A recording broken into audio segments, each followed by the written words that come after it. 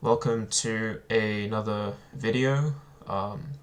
Today I want to talk about Catholics, Muslims, and Jews, specifically the relationship between Catholics and the two later groups. Specifically, we're going to look at two documents from the Second Vatican Council, that is Lumen Gentium and Nostra Aetate, and we'll look at how those documents actually show that there is a contradiction within the Catholic doctrine. So as a short introduction, well, the Second Vatican Council was an ecumenical council, a very recent one. By ecumenical council, it is just a worldwide gathering of all the sort of bishops and cardinals to sort of, discuss and formalize church teaching and doctrines. So, Lumen Gentium and Nostra Aetate, they were specific documents produced during Vatican II, and they sort of establish the Catholic Church's relationship between non-Christian groups, with Nostra Aetate specifically on the relationship with the Jews and such. So let's look at Lumen Gentium specifically. So in Lumen Gentium it states, "But the plan of salvation also includes those who acknowledge the Creator.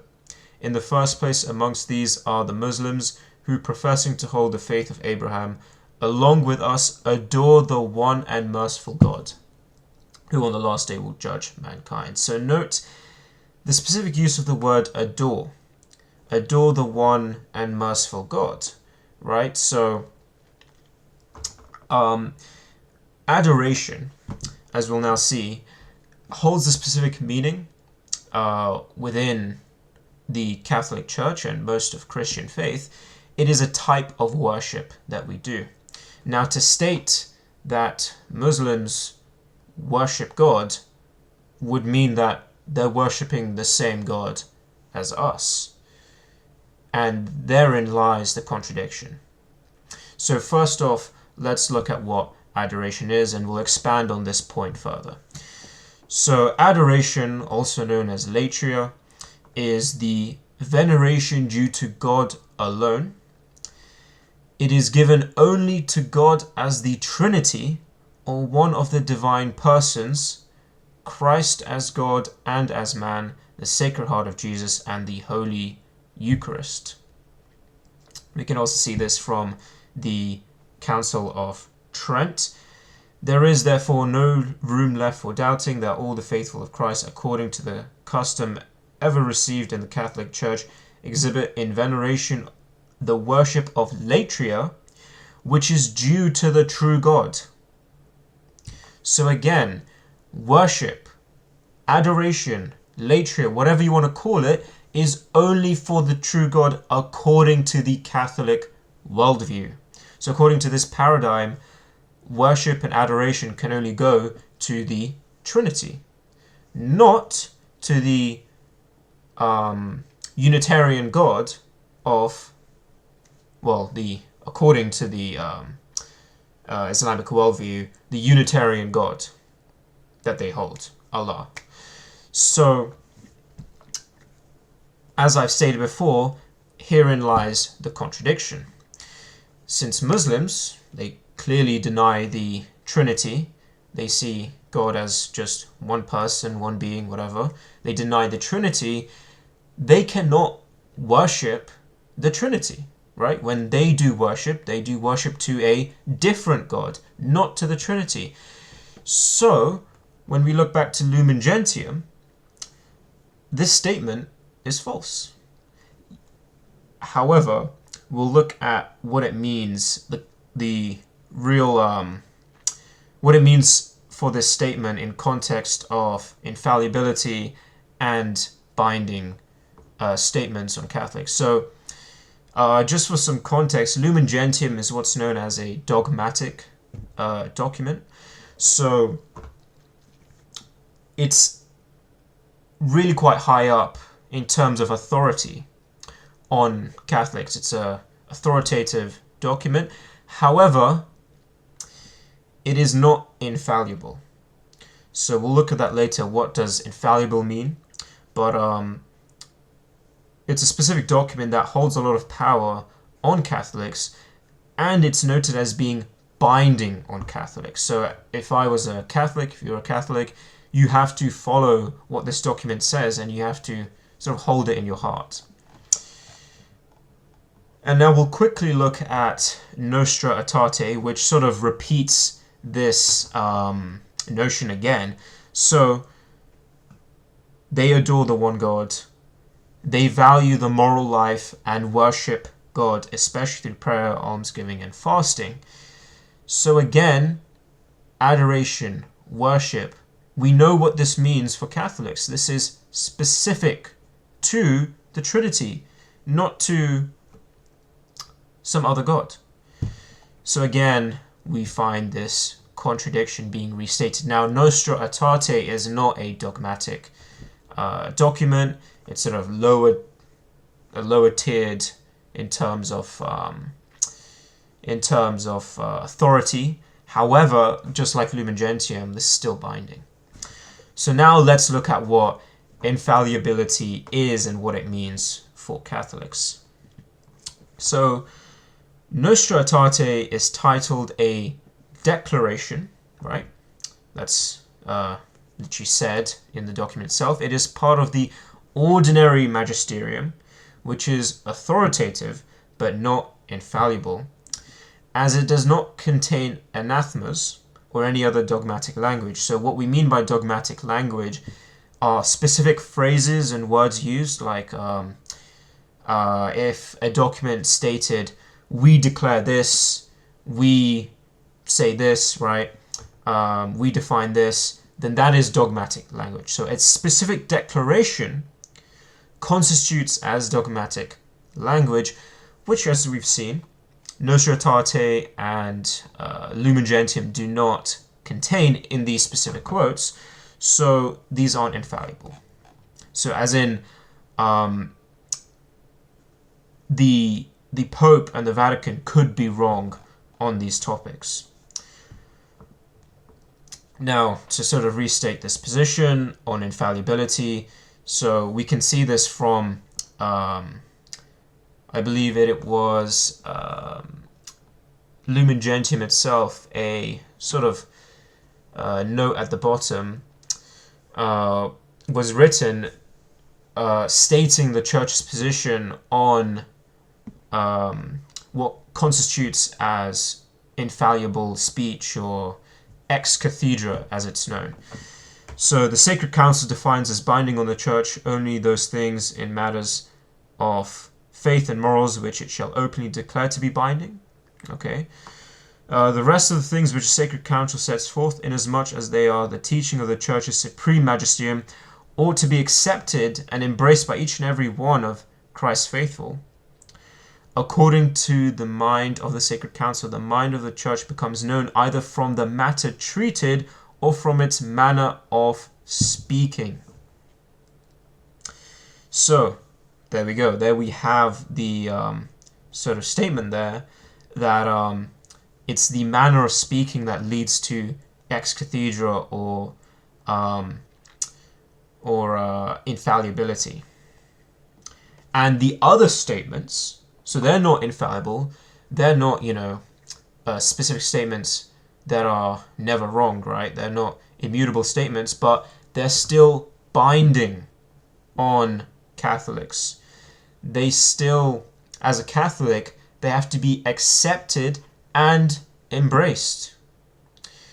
So, again, to restate the contradiction, Catholics have to embrace and are binded by a contradiction, right? They are binded by this belief that Muslims worship the same God that they do.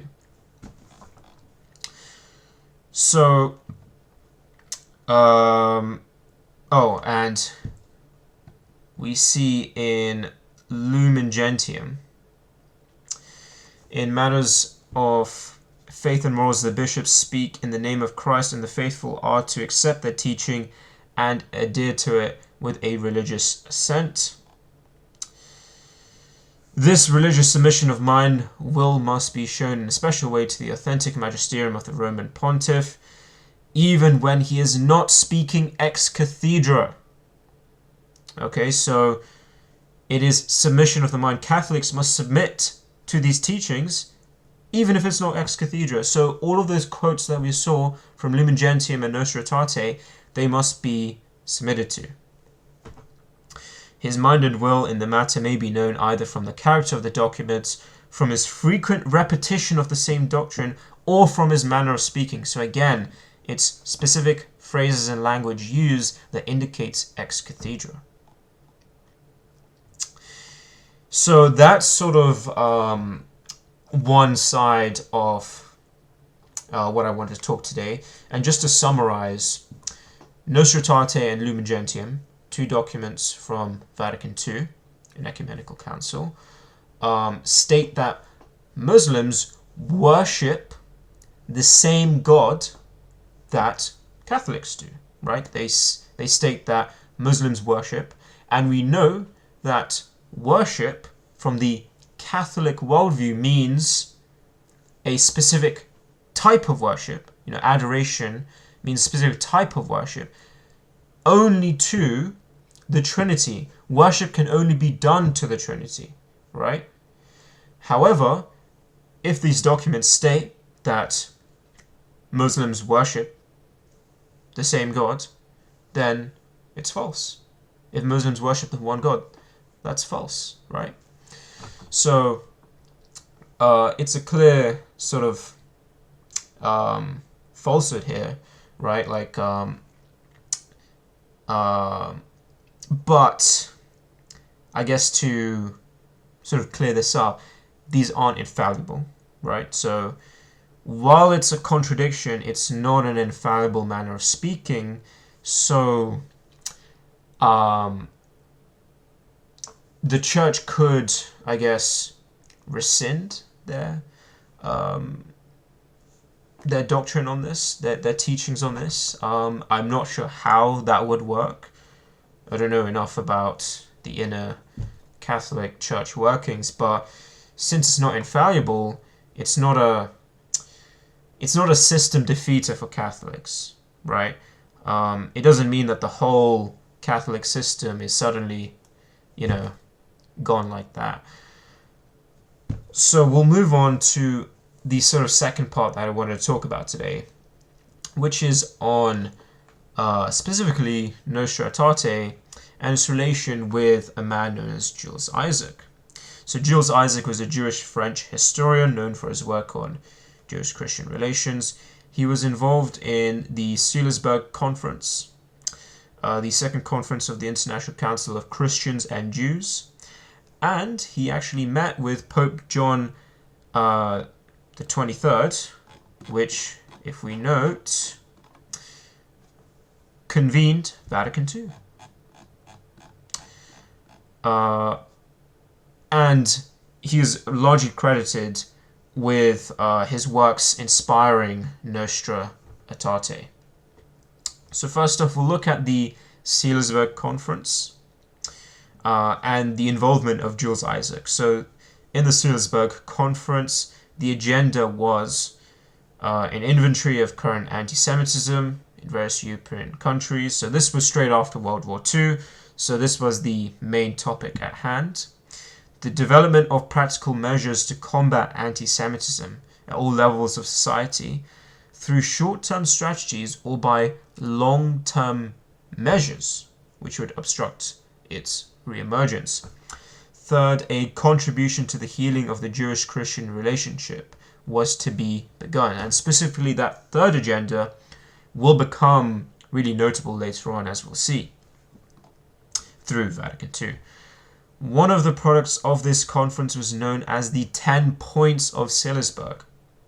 This is formed by the members of Committee 3. So at the Salzburg Conference, all the sort of members were split up into 5 different committees, with each committee working on sort of different areas. And Committee 3 produced these 10 points, of which Jules Isaac and Rabbi Joseph Kaplan were really sort of instrumental in, as the 10 points was actually based on the 18 theses written by Isaac himself. And they sort of helped to, I guess, condense these 18 theses into 10 specific points. So what these 10 points did is that they established a call for a reform between the relationship between Jews and Christians.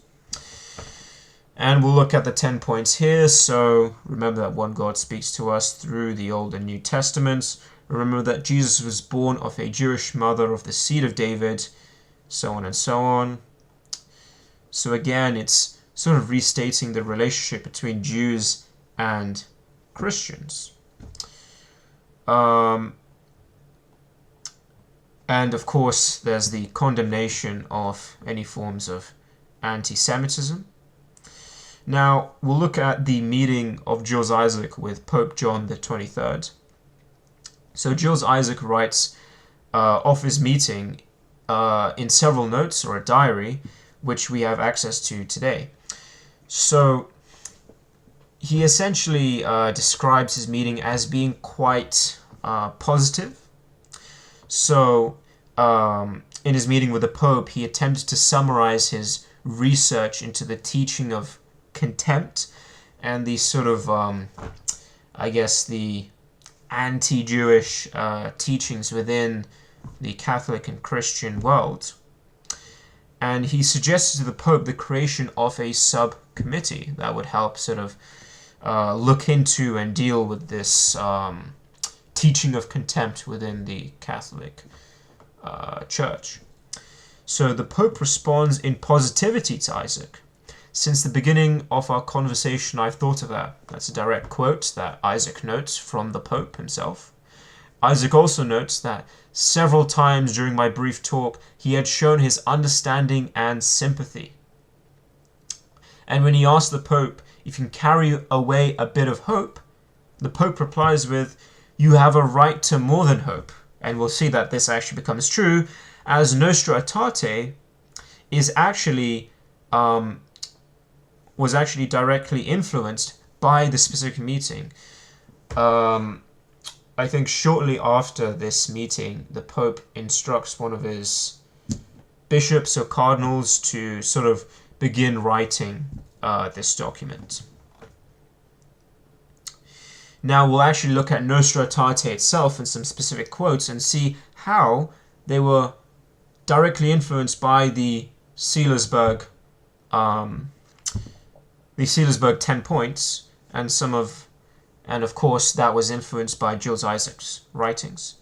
So we'll see the relationship between the two and how that further concretes the evidence that Nostra Aetate was influenced by Jules Isaac.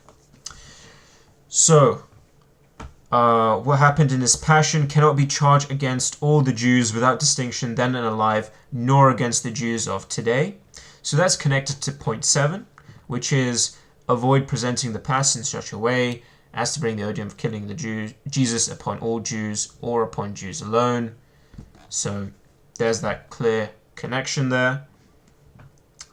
Although the church is a new people of God, the Jews should not be presented as rejected or accursed by God, as if this followed from the Holy Scriptures. God holds the Jews most dear for the sake of their fathers. He does not repent of the gifts he makes or of calls he issues, such as the witness of the apostle. And this is connected to point 8, which is avoid referring to scriptural curses or the crying of a raging mob, so on and so on. The church, mindful of the patrimony and so on, decries hatred, persecution, displays of anti-Semitism. And that's, of course, connected to point 10 and the wider document, of course. Avoid speaking of the Jews as if the first members of the church had not been Jews. So again, there we go. The church, therefore, cannot forget that she received the revelation of the Old Testament through the people with whom God in his inexpressible mercy concluded the ancient covenant. So, point 1. one God, Old Testament and New Testament. And 4, we can see that there. And of course, that sort of relates to point 10 as well, as the first members of the church will be Jews. And that's about it. So I don't have any major conclusions from this sort of section. The only sort of point I could raise, there isn't really a contradiction here in the Catholic doctrine I could find, except maybe one part. And that would be, although the church is the new people of God, Jews should not be presented as rejected or accursed by God.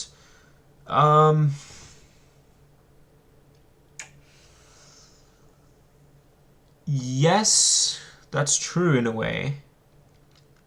I wouldn't call the Jews accursed by God, but those who do not follow the true church, well, in a way, are they not under, I guess, a covenant curse? If you're not in covenant with Christ, if you're not in covenant with God, you're in covenant with death. You're essentially cursed, right? That's a major theme of the Old Testament, and that's, while not specifically said as a curse, right? Jesus does not specifically state any curses if you don't follow me. He describes, what is it? The seeds that do not grow. I'm forgetting the specific parables, but those who do not follow Christ, they will be rejected by God. I suppose they're not rejected right now, but it's interesting language to know, and it's an interesting relationship to point out. If anybody could find some conclusion to make from here, I'd be really interested in hearing. But yeah, that's really all I can note down. I've got all my references here. If it's something you want to see, or if there's anything you want me to reference or send you, just let me know and I'll send it your way. But yeah, that's gonna be all for today. I hope you liked that video. Definitely, note down your thoughts in the comments below. Like or dislike the video depending on how you felt about it. If you want to see more like this and then other topics, just definitely subscribe. And yeah, thank you for watching, and I'll see you in the next one.